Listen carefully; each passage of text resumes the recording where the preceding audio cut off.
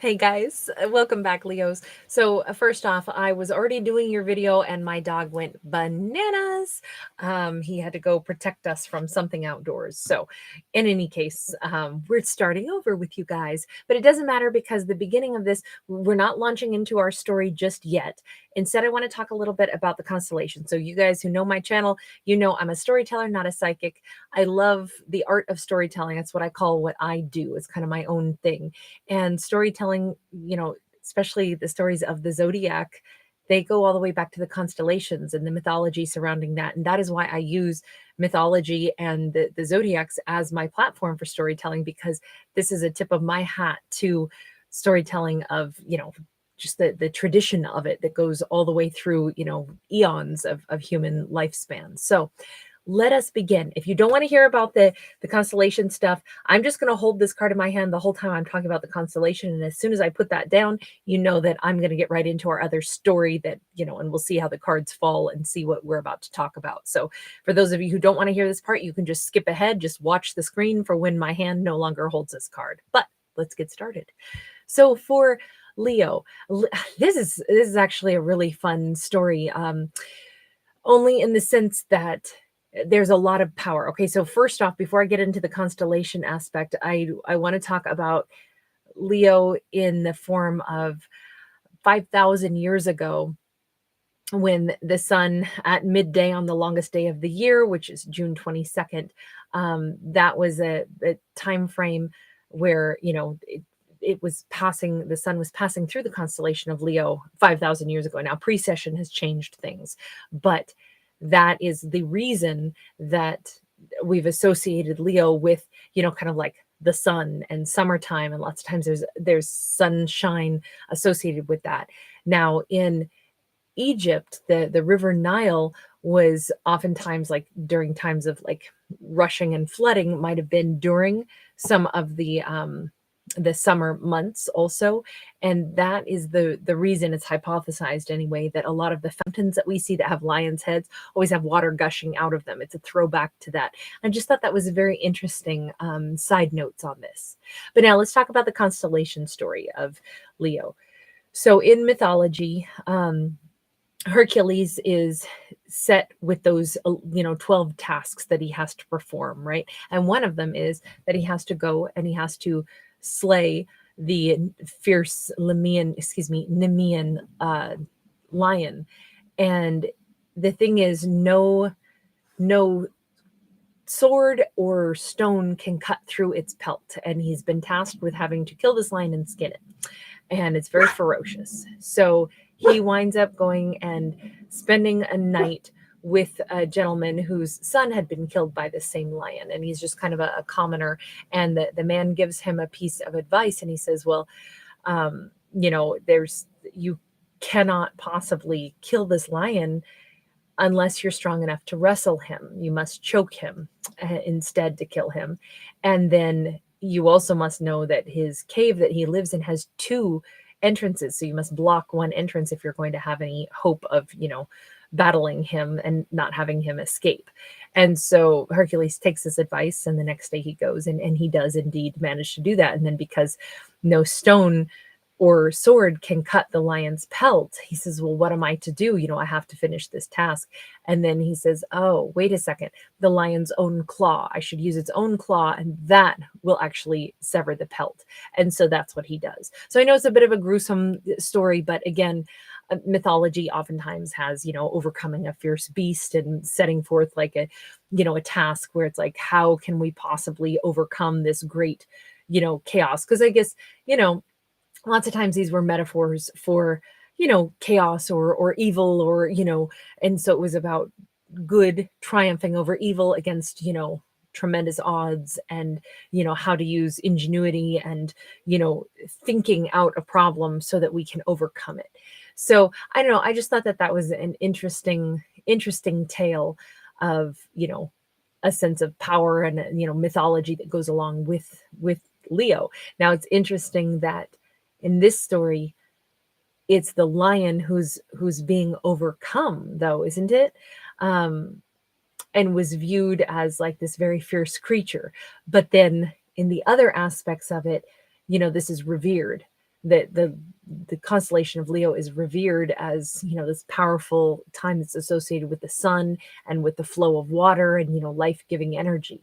Now, there's another component of this that I just thought was fascinating, which is the every November 16th, or right around November 16th, there's a meteor shower that happens right there in the constellation of Leo. So it's called the Leonids shower. And it's interesting because the Greeks and the Romans viewed that meteor shower as a time when messages were coming from the gods or from the angels.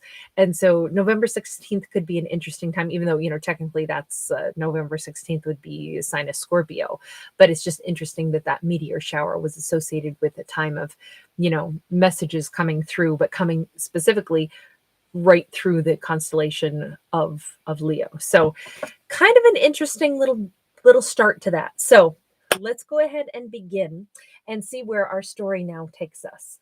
Because this is a story of like ingenuity and overcoming, you know, insurmountable odds, I'm going to go with a card or a deck that I always feel, we got Emperor first card out, a card or a deck that I feel always has like a lot of power to it and a lot of, you know, interesting imagery, and it's quite a masterpiece of artwork. So the Emperor, not at all surprising that we would get that for a Leo.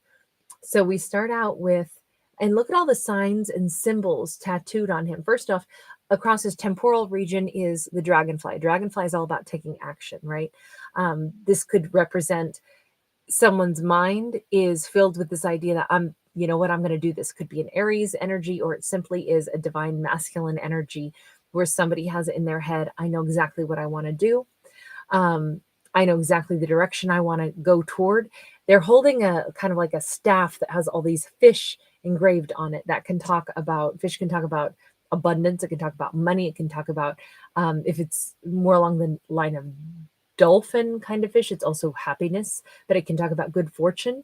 Somebody is in a place where they feel like they hold the good fortune in their hand. And it's interesting because they hold power, but they don't have to wield it for the wrong reasons. They hold the ability to, this is also usually, this can be someone who's married or someone who's thinking about that. He does have a wedding ring on as well. And obviously there's other signs and symbols, kind of like some sacred geometry, and some that are just flat out like I don't recognize them at all. I don't know if some of those are on his middle finger. I'm not sure if those are specific like letters of a foreign alphabet or not, but it's very possible that there is something like words that are unspoken or messages that are still, you know, not for everyone to understand. So this Emperor kind of, he's a bit of a mysterious character, and he's also very powerful, and he's got an idea in his mind of what he wants to accomplish. Next to this, I always give her just a little bit of a tube top. We've got this Page of Swords, but it's in the reverse. And she's covered in dragon tattoos because that represents our dreams. But this is in the reverse. It's like this Emperor is able to stare right at her, but she doesn't know that she's being seen. She's not staring at them. They're only staring at her. So we have kind of a one-way street of someone who's got their eyes on this Page of Swords, somebody who's maybe very busy making their own life happen. This could be that the Leo is being identified as somebody who's, here we go, we've got lines. We've got 8 of Wands in the reverse, and we've got 5 of Swords upright. This could be a situation where a boss or a very like interested, very powerful, very well put together masculine is forming a plan that this is the person I want. I want to go after this character who I see very busy working on their own life and having no idea that I even exist. So this, I feel right now like the Leo is unaware that they have caught the attention of someone very affluent, somebody very wealthy, somebody very well put together, and that person has designs on this Leo, not in a creepy way, but like, because they're not talking to this person yet. They're not coming forward to talk to the Leo. The Leo is also definitely not taking any action toward them. I really feel right now, you see the lion here, and we see this feminine who's sleeping underneath this. I almost feel like the Leo is very focused on a big dream, a big goal in their life, and they don't know it, but somebody's going to be coming in who is like, let's put it this way. Say we have a Leo who's got this big dream. Like, I want to, it may not even be about like what career they want. It could be, I want to have enough money to buy some particular house or piece of property, or I want to have this life. I envision this life for myself. Right now, it's kind of a dream, but I'm working toward it. And I'm not telling anybody what my dream is because that's just it. It's my dream. Maybe I can't manifest it, but I'm going to work really hard and really diligently about it. They don't realize that there may be someone who's I gotta say, either fallen in love with this Leo, or they see this Leo as like an integral part of their business or something that they really would like to associate with Leo. And they're trying to figure out how they can get Leo to be on their team, how they can get Leo to be in their company, or it's like Leo's got some major offer coming in, whether it's a love offer from a very affluent individual that could be a part of their dreams coming true, even though they were thinking they were doing it all on their own. This Leo has no idea that anyone else is going to be showing up to assist them. They don't know that they're being watched. They don't know that they're being admired. And in fact, with this Five of Swords, they're kind of standoffish from everybody. The last thing this Leo character would be looking for is anyone to come in and help them. They think that, well, of course I do it on my own. That's just how it is. I ride solo. Like, I don't have anyone to help me. I don't expect anyone to come in and help me. Little bit jaded with this card, a little bit like all I got is I got my my energy around me. And indeed, look at all of these owls. There's so much wisdom, but there's also this represents a ton of intuition, and it also represents like guides that are kind of surrounding the Leo to help protect them. I feel like the Leo, even their plans for their future idea of success, there, you notice how this woman is holding a baby. The ancestors keep guiding them, saying, hey, keep working on your goals because you've got great ideas. Don't share them with everybody. Just keep working humbly on what you do. Don't worry, things are going to work out. It's keeping on. And I feel like that's the only thing that this Leo thinks that they've got. They go, hey, I've got a good plan. I've got a great idea. And I'm just going to go ahead and humbly keep working on stuff. I'm not telling anybody. I'm not asking anybody for help. I just assume my dreams and my goals, I'm the only person who can manifest them. And every little sign and symbol that comes my way, keep saying, keep believing in myself, keep working on my own dreams humbly and not expect anyone to come into my life. And the thing is, they are a little bit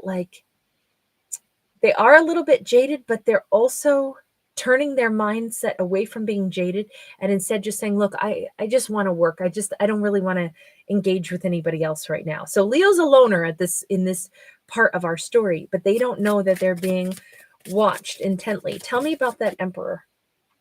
We've got Devil in the reverse. Good. I'm liking this Emperor more and more. They're not looking for the wrong reason. They're not toxic. They can see the Leo's not toxic either. I think that they admire the Leo greatly. Six of Swords in the reverse. Not toxic, but there's a reason they're only watching the Leo and making a plan on coming forward instead of doing it right now. There's something here with either they are aware that the Leo would not be ready to receive anything from them at this moment, or they are looking at the Leo going, I can't quite come towards you yet because the time is not perfect. There is still, I think that they know the Leo wouldn't accept much from them yet. I think that they know I'm not toxic, but I'm not going to come in, and if I choose the wrong timing, Leo's going to be a big flat no. We've got the Knight of Cups in the reverse, and we got the Three of Swords in the reverse. Yeah, because Leo's heart is not open for love, even though they're not standing there in a place of heartbreak. They know this. This Emperor is very sensitive. As they look at the Leo, they're very sensitive and again, the Emperor, because they're in the upright, that's why I don't feel like these are their cards. It's what they're perceiving from the Leo. They're watching and they are aware Leo is not a toxic person, but they have definitely been through hell and back, and they've pieced themselves together, and they're not out there looking for somebody to come in and, you know, rattle their cage right now. And in fact, they may not even notice me if I did come toward them just yet. But Leo's not broken, but Leo's also not open for business right now. Okay, but I mean, on one hand, I could say, well, that's nice that they're so perceptive. On the other hand, I would say, but if they didn't talk directly to the Leo, I'm not sure that even an Emperor can figure out where somebody else is at. But again, they're being respectful, so I'll give them that. Tell me just about the Emperor, though, not about what they're seeing. Page of Discs in the reverse. And the Emperor doesn't want to make some little puny offer. I'll tell you that. They got no intention of making. Oh, is that what it is? They don't want to come in and be a friend. They don't want to come in and get in that weird friend zone territory where it's like, okay, so I can't really ask the Leo out because they're not really going to want to say yes. Or if I do ask them out and they say, I'm not sure, then it's going to be strange. The Emperor wants defined boundaries of, I'm interested in you. That's why I'm asking you out. That's what I want. Or I want you to come and work in my company. I don't want you to hem and haw about it. So I want to ask you when I think it's going to be a strong yes, because I don't do gray territory. I don't do one toe in the water. The Emperor is like decisive, and they want to make sure that they don't put too much expectation on a Leo to say yes to them or to say no to them unless they're sure that they're in a headspace where the Leo would be able to do one or the other. Ace of Discs in the reverse. Oh, this person is like the Emperor. It's not about a new beginning, though. They've had this plan for a long time. This is almost like something that they're convinced that this is going to work. Six of Discs in the reverse. So they haven't had a match in their lives either, or they haven't found the perfect person either. No wonder this person is like, an Emperor is going to live life to its fullest. They're not going to hold back and do something that, you know, is that they're not all in. They're not looking for like, oh, I need you to save me. But they also are not looking to get into a connection that someone's not going to be just as crazy about them. An Emperor doesn't, you know, like throw out breadcrumbs to someone, nor do they accept breadcrumbs. And that's the thing. I don't think that this Emperor has had someone in the past that really matched well with them. And they see this Leo and they think that Leo matches with me, and I know it. But the Leo's got to be in a mindset where I can be as serious and straightforward with them as I really feel I would want to be. So I'm waiting and I'm watching a little bit until I feel like I can, because I don't want to set myself up for not having satisfaction either. If my eyes are trained on the Leo, it's because I already know that this matters to me. So I want to come forward when I think that the Leo is receptive to it, because I'm not giving or receiving breadcrumbs. Hey, I'm digging this Emperor right now. Queen of Discs. This Emperor sees this individual as, I mean, this is a messy Queen of Discs, right? In the sense that we see she has cried quite a few tears, and she has been through the ringer because those tears have actually become diamonds. Her tears, her hurt that she's been through, somehow they know that the Leo has been messed about, has been totally like drugged through the mud, and it's out of that and the difficulties that they face that they've actually created some kind of success for themselves. The Emperor could be someone who's, I don't feel like they're that much older than the Leo in this story, but the Leo appears very young, very youthful. They may not be that different in age, but the Leo is coming across as a very youthful vibe, but also like old soul energy, like definitely been significantly hurt. Definitely, there's a lot of depth to the Leo, and the Leo already has a huge amount of success, but they don't measure their success the same way the Emperor does. So in Leo's mind, it's like, oh, I have so much I still need to do if I'm ever going to get to the, you know, achievements that I want to have. And yet the Emperor is like, you are so much more than what you think you are. I like the fact that they really admire the Leo so much. I really like that. This is why they're drawn to the Leo. And it's something where they can see what the Leo doesn't necessarily show. It's almost like that's part of what they want to be able to tell the Leos, like, you're so much more than what you know you are. I really like this. I really like the admiration that they have. So tell me a little bit more about what's going on with the Leo right now. We got the Ace of Cups in the reverse. Leo's still not, nobody's on their radar. No, I don't. What do you mean? I'm not giving a cup of love to anybody. I'm not even thinking about love. I'm thinking about my work. I'm thinking about my dreams, my goals. Justice in the reverse. All I'm doing is I'm setting my life right. The things that were denied to me, the heartbreaks I've had, I am more than that. I am more than those heartbreaks. I am more than the injustices that I have been dealt. I am simply focusing on, being grateful for my life, using the resources that I have to try to better myself and to try to, like, no one's going to balance the scales for me but me. Like, that's kind of the attitude of the Leo right now. Leo might have been messed around possibly by a Libra there, since that is that has shown up. 7 of Discs in the reverse. King of Discs in the reverse. It's interesting because Leo has come to the conclusion that someone who they thought was going to be their partner is flat out not. That person, it's like Leo said, that person will never show up for me. Whoever I dealt with in the past, they're not my person. There is no growth there. They did not want to give to this connection. They are not my person. And yet it's through that they have found a real sense of peace. This year in particular, since this is it's actually year of the water tiger, and this Temperance card has literally the water tiger on it. Also, Temperance is Sagittarian energy. I feel like it's another really well matched. We have that Aries coming in for the Leo. I almost feel like everything is about fire this year. Everything is about passion. Everything is about, like, taking charge. But right now, at this point in this year, it's all about balance. It's all about balance right now in this year. And then we've got the 8 of Cups in the reverse. We've got the 4 of Cups upright. So remember the story that we just told about Hercules skinning the lion. You notice how we actually have, and I didn't finish that one piece of it. I told you that Hercules used the lion's own claw to, take the skin off, but then Hercules winds up wearing the head as a helmet and wears the skin as like a cape.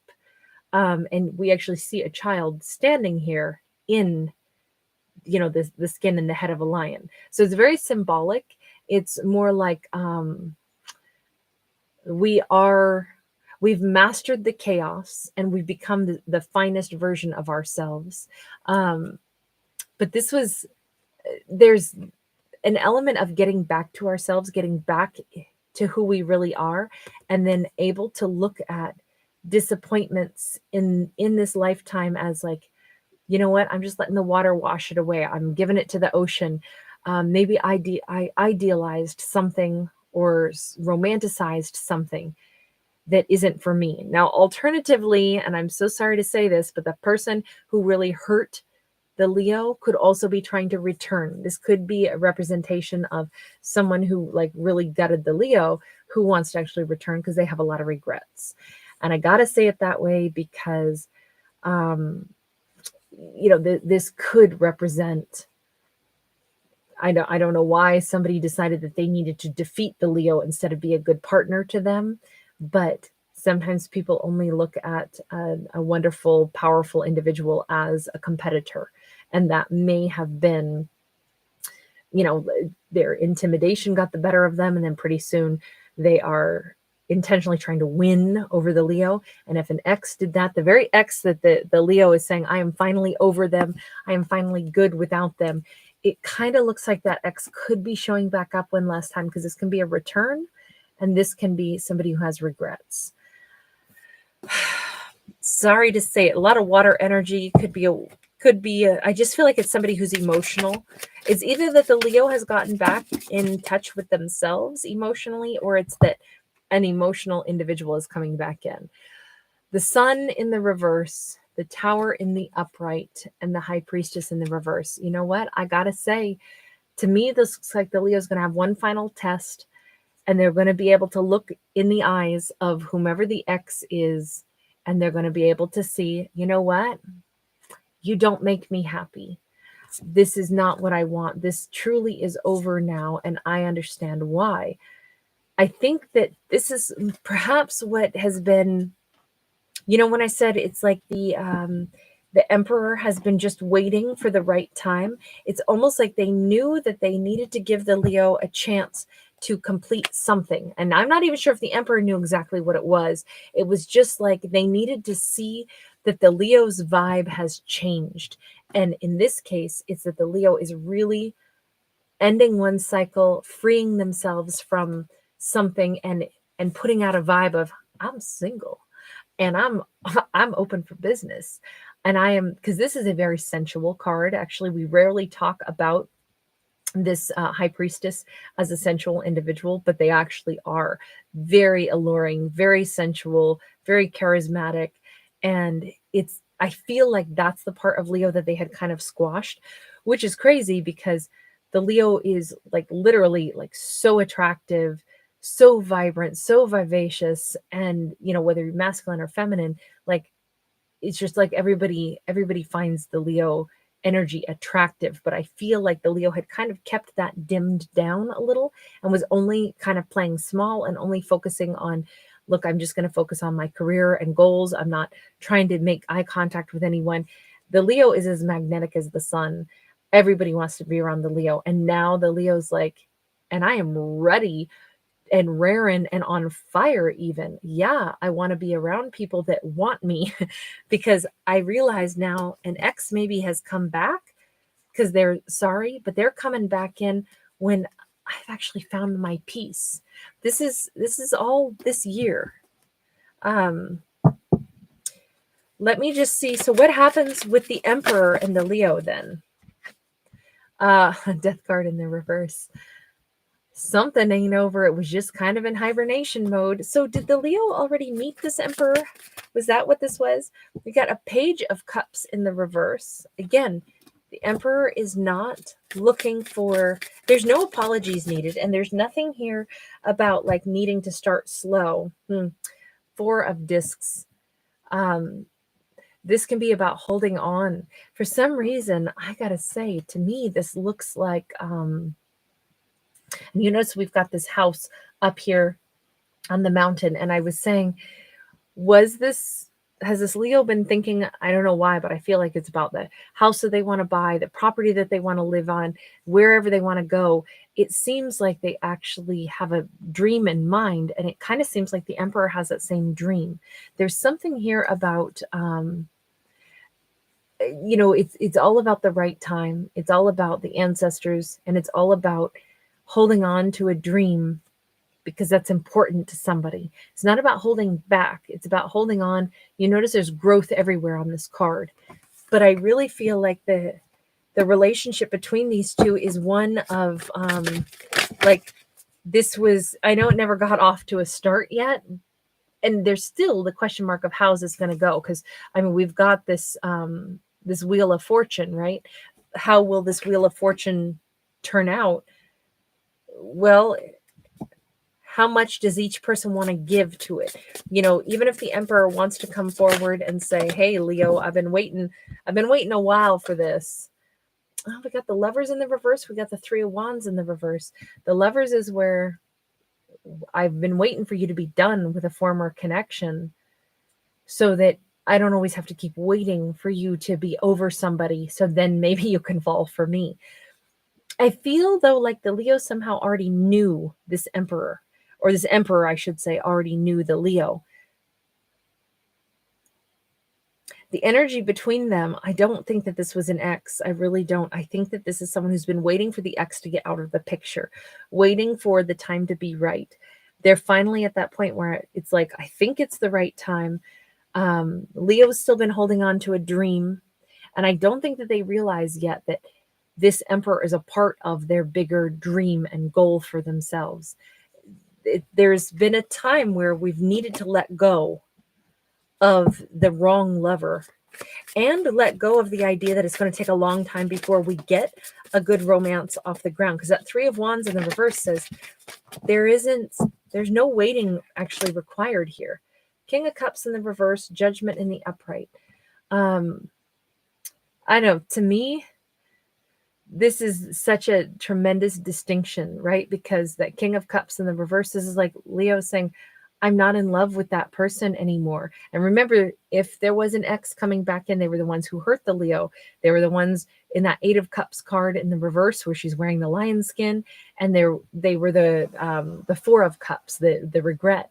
It seems like it was some water sign or somebody that was just emotionally, it was just, they were not where they needed to be emotionally for that to have worked with the Leo. And now the Leo is like, yeah, I don't need their emotions anymore.